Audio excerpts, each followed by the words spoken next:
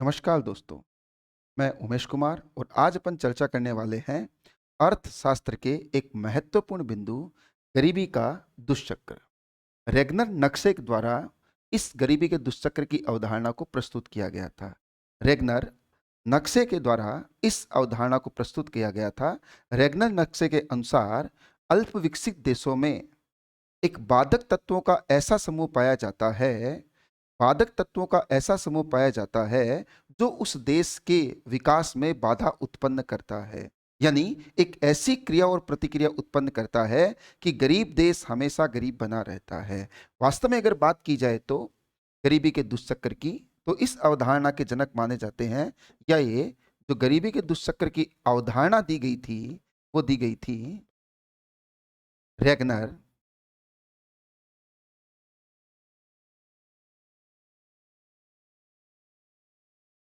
नक्शे के द्वारा। रेगनर नक्शे के द्वारा ये अवधारणा दी गई थी। रेगनर नक्शे के अनुसार कोई देश गरीब है क्योंकि वो गरीब है। गरीबी के कारण देश में ऐसे बाधक तत्व उत्पन्न हो जाते हैं जो उस देश के उत्पादन स्तर को कम कर देते हैं। उससे उसकी आय कम होती है। आय कम होती है तो फिर बचत भी कम होती है। बचत कम होती है तो निवेश भी कम होता है। उत्पादन कम होने से वापस वो देश क्या बना रहता है? गरीब बना रहता है। नक्शे के अनुसार बात करें तो कोई देश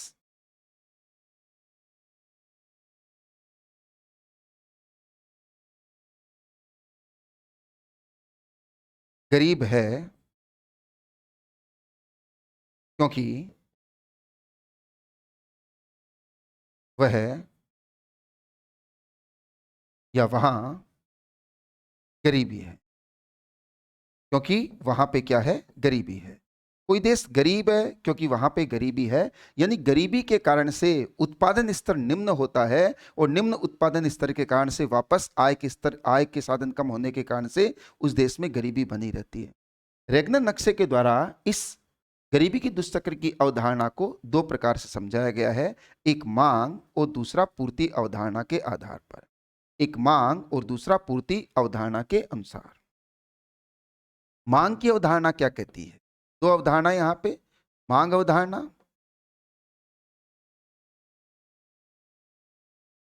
और दूसरी पूर्ति अवधारणा। वही दुष्चक्र बनेगा पूर्ति अवधारणा। कोई देश गरीब क्यों है और इसे कहा जाता है गरीबी का दुष्चक्र।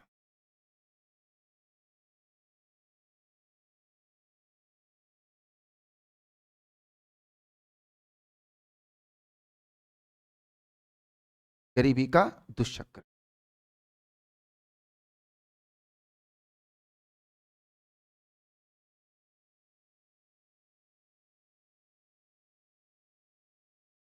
गरीबी के दुष्चक्र के बारे में बात करें, मांग अवधारणा क्या कहती है? किसी देश में उत्पादन निम्न है, संसाधन कम होने के कारण वहां पे उत्पादन क्या होता है? निम्न होता है। अगर उत्पादन निम्न है तो वहां पे आय भी क्या होगी? निम्न होगी।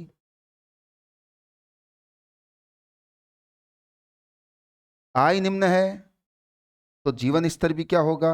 निम्न होगा।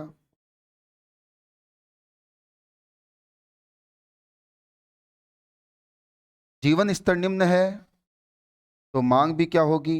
निम्न होगी।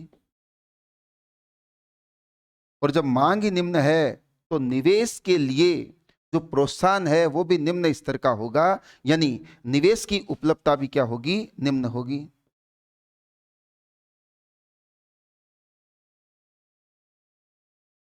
और जब निवेश निम्न है तो वापस से उत्पादन भी क्या होगा? निम्न होगा। यही चक्र हमेशा चलता रहता है। कोई देश एक बार अगर गरीबी के चक्र में फंस जाए तो बाहर निकलना मुश्किल है। अगर इस चक्र को क्या तोड़ा भी जा सकता है? क्या इस चक्र को तोड़ा जा सकता है अगर निवेश को क्या किया जाए? प्रोत्साहित किया जाए।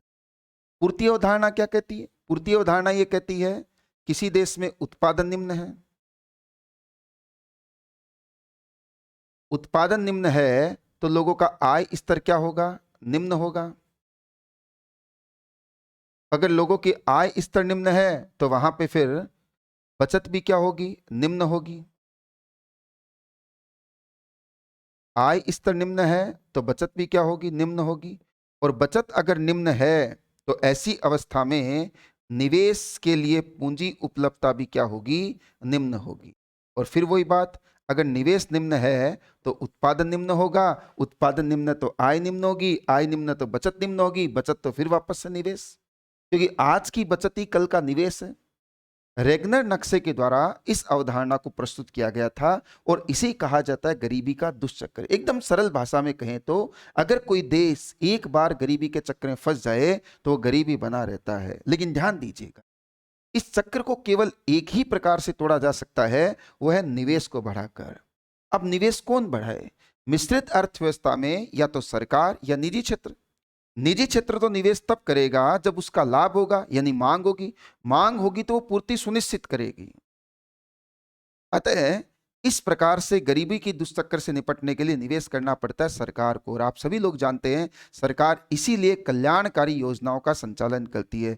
गरीबों को निशुल्क शिक्षा, स्वास्थ्य की सुविधा उपलब्ध कराई जाती है, क्योंकि सरकार आज अगर उन पर निवेश करती है तो कल एक मानव संसाधन तैयार होकर देश में उत्पादन के कार्य क्या होंगे, तेज होंगे। चलिए अभी के लिए नमस्कार, धन्यवाद।